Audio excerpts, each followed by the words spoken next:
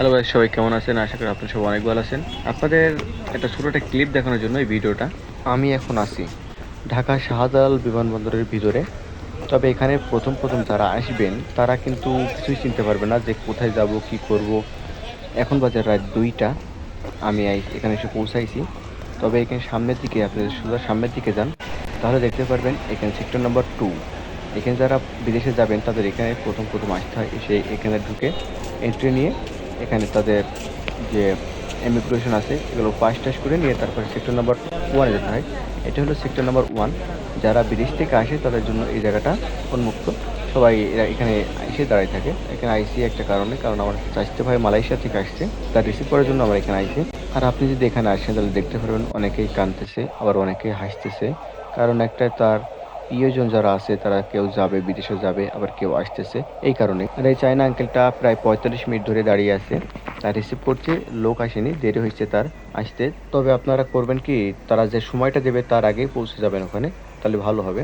তাদেরকে এসে আর দাঁড়িয়ে থাকতে হবে না। তবে দেখতে দেখতে আমরা যখন আইছিলাম তখন বাজে 2টা, আর আমার ভাই বেরোইছে তখন বাজে 4:22-এর দিকে। অনেকক্ষণ বসে থাকার পরে ভাই বেরোইছে, অনেক খুশি লাগতেছে। কোলাকুলি করার পরে আমরা ওখান থেকে রওনা হয়ে গেলাম বের হওয়ার জন্য।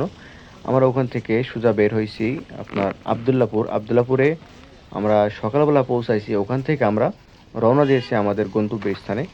আর এখানে আসার পর অনেক আনন্দ হচ্ছে, কারণ ফার্স্ট টাইম বিমানবন্দরে আসলাম। আর আমরা এখান থেকে যাব সোজা আবদুল্লাপুরে আমাদের পৌঁছাইতে সকাল হয়ে গেছে। ওখান থেকে আমাদের গ্রামে আসতে প্রায় যখন 5টা বাজে তখন এসে পৌঁছাইছি। গাইজ, যারা ভিডিওটা শেষ পর্যন্ত দেখলেন তাদেরকে অনেক ধন্যবাদ। আর এইটা হলো আমার স্বাস্থ্য ভাই, এইটা এইটা আমার স্বাস্থ্য ভাই। গাইজ, বেশি বড় করবো না ভিডিও।